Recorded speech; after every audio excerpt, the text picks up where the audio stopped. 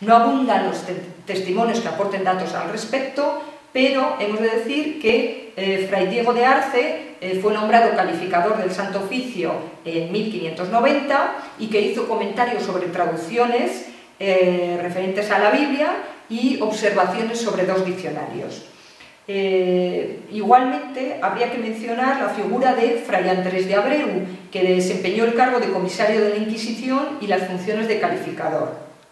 Como calificador redactó críticas por iniciativa propia y por encargo, en latín y en castellano, y habría que destacar el manuscrito 254, en el que censura una traducción del francés al español que lleva por título El cristiano interior. En ambos casos hay que destacar la talla intelectual de ambos calificadores franciscanos. Tras la abolición de la oficial de la Inquisición, en la primera mitad del siglo XIX, el control de los libros traducidos por religiosos sigue vigente. Actualmente, la Congregación para la Doctrina de la Fe cumple las tareas de vigilancia, pero hay que mencionar igualmente el Canon 1939, que es un conjunto de decretos promulgado por León XIII. Además, los traductores franciscanos españoles se rigen actualmente por el Código de Derecho Canónico, que, entre otras cosas, hace referencia directa a las traducciones. Hoy la aparición del nihil obstat y el imprimatur en la página de derechos de la obra traducida deja constancia de que cuenta con las aprobaciones pertinentes y, aunque no aparezca el imprimipotes, se supone que el superior de la orden le ha dado el visto bueno. De todo lo expuesto podemos inferir que siempre concurren determinados factores que implícita o explícitamente determinan el resultado de la misma. Habría que llamar la atención, en primer lugar, sobre el papel que juegan los coemisores del texto meta, quienes han elegido el texto, los promotores y asesores del proyecto, la persona que hace la traducción, los que revisan, califican o estampan su firma para otorgar el permiso requerido. También convendría fijarse en el receptor, en el por qué, en el para qué, la función del texto, y hay que tener muy presentes el contexto histórico y el espacio geográfico.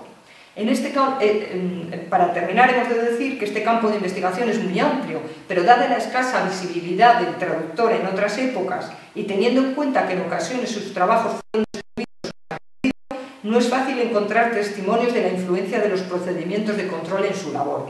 No obstante, hay que seguir indagando en archivos y bibliotecas. Nosotros hemos presentado algunos ejemplos significativos, pero quedan otros muchos por descubrir. Por último, quisiera darles las gracias por la atención prestada y si desean formularme alguna pregunta, les responderé encantada.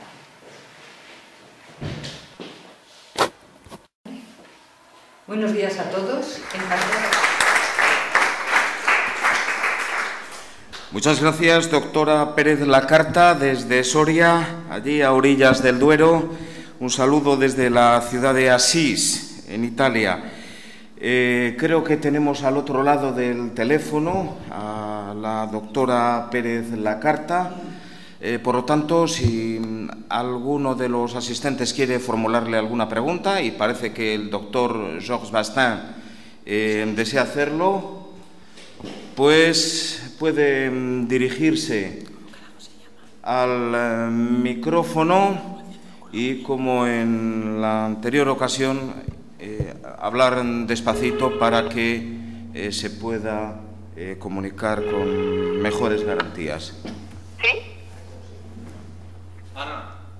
¿Sí? Ya estamos. Os oigo muy mal, perdonad, pero os oigo muy mal. ¿Me escucha, doctora Pérez? Ahora.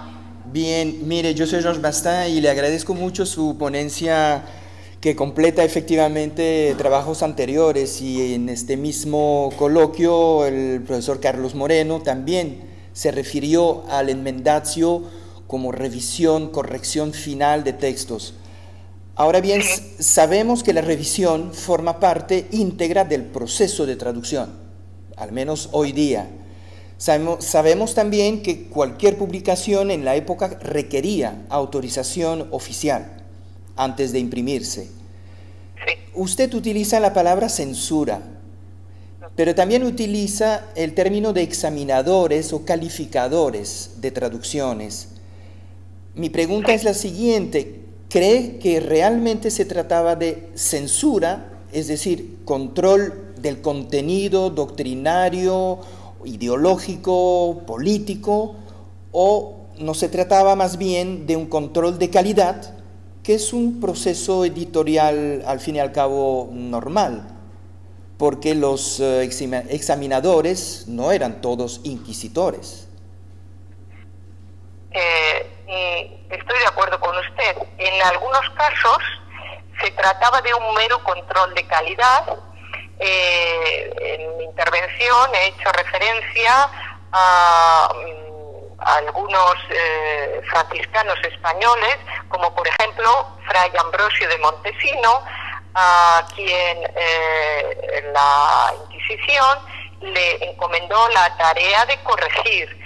En muchos casos he encontrado muchos testimonios en los que se trata de defender la pureza de la lengua castellana, pero no es, bueno, también en el caso, por ejemplo, de Sor Isabel de Villena, cuando hablo de que existió una secreta subversión de lo que realmente admitía en ese momento la Iglesia, quizás, bueno, en este caso no hubo verdadera censura, simplemente ella dio su opinión, pero en algunos casos, cuando hablamos, por ejemplo, de Cisneros, el silenciamiento fue un modo de, digamos, acallar por parte de algunos representantes de la Iglesia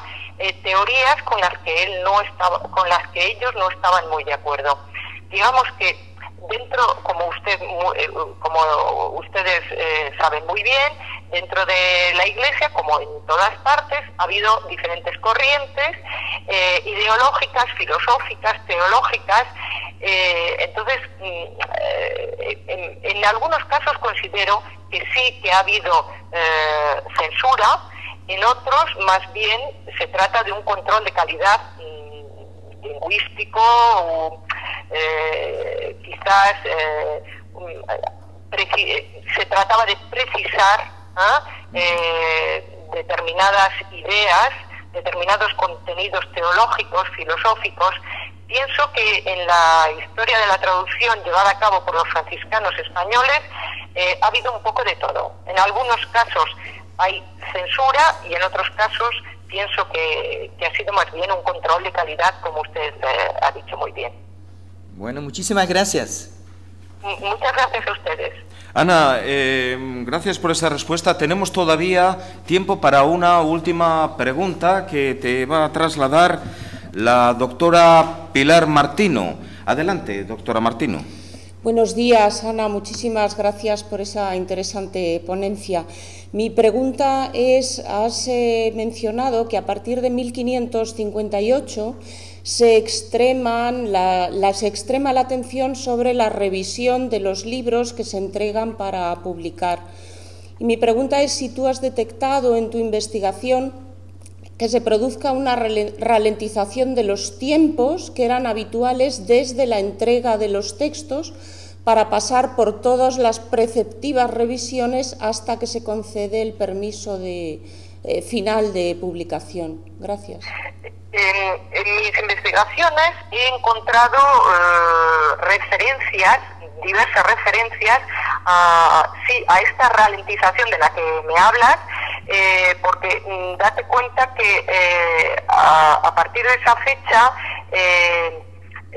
digamos que cada texto publicado tenía que ser revisado previamente y a posteriori.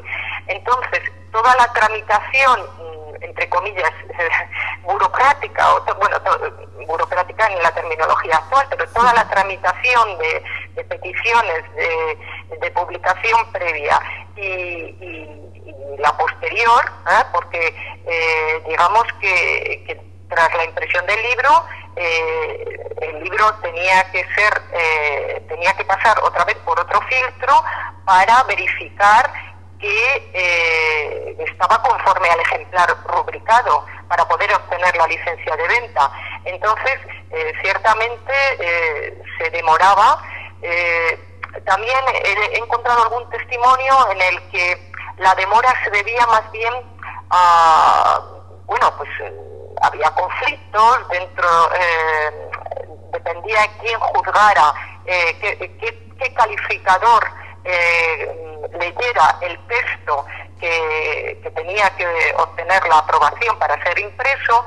Había disputas entre ellos en distintas épocas de la historia, y a veces intencionadamente y otras sin ninguna intención se demoraba la tramitación del texto, y entonces digamos que sí que hubo demoras.